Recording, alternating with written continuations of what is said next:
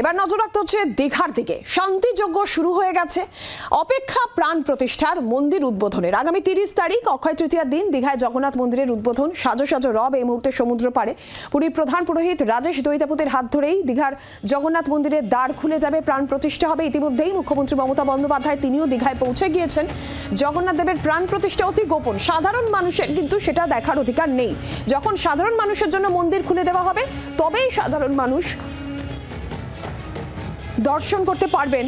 আর ইতিমধ্যেই মুখ্যমন্ত্রী মমতা বন্দ্যোপাধ্যায় তিনি দীঘায় পৌঁছেছেন, তিনি মন্দিরেও পৌঁছেছেন বলে জানা যাচ্ছে। 30 তারিখ অক্ষয় তৃতীয়ার দিন যে ছবি এই মুহূর্তে দেখতে পাচ্ছেন আপনারা, দীঘার মন্দিরে, মন্দির চত্বরে মন্দির ঘুরে দেখছেন মুখ্যমন্ত্রী মমতা বন্দ্যোপাধ্যায়। যে ছবি দেখছেন দীঘায় জগন্নাথ মন্দির, সেই মন্দির চত্বরে মুখ্যমন্ত্রী, যজ্ঞ চলছে, শান্তি যজ্ঞ চলছে, মন্দিরে ঘুরে দেখছেন মুখ্যমন্ত্রী মমতা বন্দ্যোপাধ্যায়।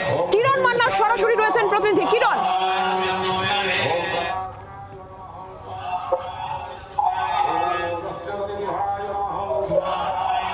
নীলাঞ্জনা, দেখো মুখ্যমন্ত্রী হেলিপ্যাড ময়দানে হেলিকপ্টার থেকে নেমে সরাসরি এই মন্দিরে তিনি প্রবেশ করেন এবং সেখান থেকে সমস্ত পুরোহিত এবং যেখানে পূজা আর্চা হচ্ছে সেই সব জায়গায় যান এবং ঘুরে দেখেন। দীর্ঘক্ষণ ঘুরে দেখার পরে সেখান থেকে এখন বেরিয়েছেন। তিনি বেরিয়ে সামনে আমি একটু দেখাতে বলবো, মুখ্যমন্ত্রী এখন ঠিক গেটের সামনে এখানে আছেন। এই গেটের সামনে তিনি কথা বলছেন পুরোহিত থেকে জগন্নাথ ধামের সঙ্গে যারা পরিচালনার দায়িত্বে আছেন, জেলা শাসক প্রত্যেকে সেইখানে কথা বলছেন এবং সেই কথা বলার শেষ হলে তিনি তারপর আবাসনের দিকে যাবেন। মুখ্যমন্ত্রী দীর্ঘক্ষণ এই মন্দিরে এসে হেলিকপ্টার থেকে নেমে মন্দিরের সমস্ত জায়গা ঘুরে ঘুরে দেখেন। তিনি কিভাবে লন তৈরি করা হয়েছে, কিভাবে মন্দিরের সাজসজ্জা তৈরি করা হয়েছে, কিভাবে যজ্ঞ চলছে দফায় দফায়, সবকিছু তিনি খোঁজখবর নেন। খোঁজখবর নিয়ে তারপর তিনি পরবর্তী নির্দেশিকা তিনি সেটাও দেন। সেই নির্দেশিকা অনুযায়ী এখানে যারা কর্মকর্তা এখানকার লোকেরা আছেন, কাঁথি পৌরসভার চেয়ারম্যান, জেলা পরিষদ সভাধিপতি উত্তম বারিক, অখিলগিরির সঙ্গে কথা বলেন এবং কথা বলার পর তিনি এখন গেট থেকে বেরিয়েছেন। বেরিয়ে আমি আরেকটু দেখানোর চেষ্টা করব, মুখ্যমন্ত্রী এখানেই আছেন, আরো কথা বলছেন কর্মকর্তাদের সঙ্গে। এবং আজকে আগামীকাল যে মহাযজ্ঞ এবং যে মন্দিরের 30 তারিখ অক্ষয় তৃতীয়ার দিন যে ঠাকুরের জগন্নাথ দেব, বলভদ্র এবং সুভদ্রা দেবীর যে প্রাণ প্রতিষ্ঠা, সে নিয়েও এখন কথা বলছেন।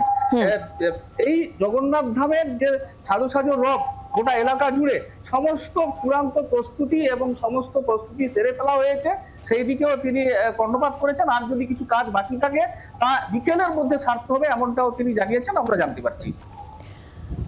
কিরণ, আপাতত তোমাকে ধন্যবাদ। ইতিমধ্যেই আপনারা সেই ছবি দেখছেন, মুখ্যমন্ত্রী মমতা বন্দ্যোপাধ্যায় তিনি কপ্টার থেকে নেমে সোজা মন্দিরে যান এবং সেখানকার সমস্ত প্রস্তুতি তিনি খতিয়ে দেখেন। মন্দির চত্বরে তিনি যান, প্রস্তুতি খতিয়ে দেখেন, শান্তিযজ্ঞ সেখানে চলছে। আর এরপরেই কিন্তু প্রশাসনিক যারা কর্মকর্তারা রয়েছেন, কর্তৃপক্ষ মন্দিরের, তাদের সঙ্গেও কথা বলেন এবং দ্রুত যে কাজ 30 তারিখ উদ্বোধন রয়েছে তার আগে অসমাপ্ত এখনো পর্যন্ত যে কাজ রয়েছে সে সমস্ত কাজ দ্রুত আজকে বিকেলের মধ্যেই শেষ করার নির্দেশ মুখ্যমন্ত্রী দিয়েছেন।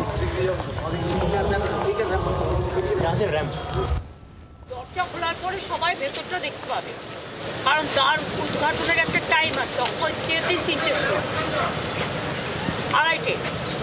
আড়াইটাতে প্রোগ্রাম করা হচ্ছে তখনই। আর তার আগে কালকে থেকে যজ্ঞ হচ্ছে, 7 দিন ধরে যজ্ঞ চলছে নানা রকমের যে সমস্ত সিস্টেম। কালকেও যজ্ঞ চলবে, পরশুদিনও সকাল থেকে ঠাকুর প্রতিস্থাপনার নানা রকম প্রস্তুতি চলবে। দ্বার উদ্ঘাটন হবে 2:30 থেকে 3টের মধ্যে, তারপরে ইনাগুরেশন প্রোগ্রাম হবে। ইনাগুরেশন করে দ্বার উদ্ঘাটন। দীঘায় যেহেতু একটা সমুদ্র আছে এবং সমুদ্রের লোকে বেড়াতে আসে, এখানে একটা তীর্থস্থান হলে পর্যটকদের আকৃষ্ট করে। আর আমি মনে করি যে দীঘা সৈকত সরণিতে যে জগন্নাথ ধাম তৈরি হয়েছে, এটা হাজার হাজার বছর ধরে বাংলার স্থাপত্য, বাংলার যে নতুন প্রজন্মের জন্য, পুরনো প্রজন্মের জন্য বা এখনো যারা আছেন সবার জন্য নতুন একটা কৃষ্টি, একটা সংস্কৃতি, একটা সম্প্রীতি। দীঘার মন্দিরটা তো নিশ্চয়ই একটা অন্যরকম পাখা যুক্ত করবে পালঙ্কে এবং এটা উচ্চ শিখরে যাবে।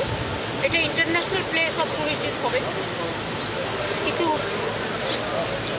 দীঘার যে চেহারা ইতিমধ্যেই পর্যটকদের আকৃষ্ট করছে, আরও করুন। বাংলার আওয়াজ, বাঙালির আবেগ, জি 24 ঘন্টা।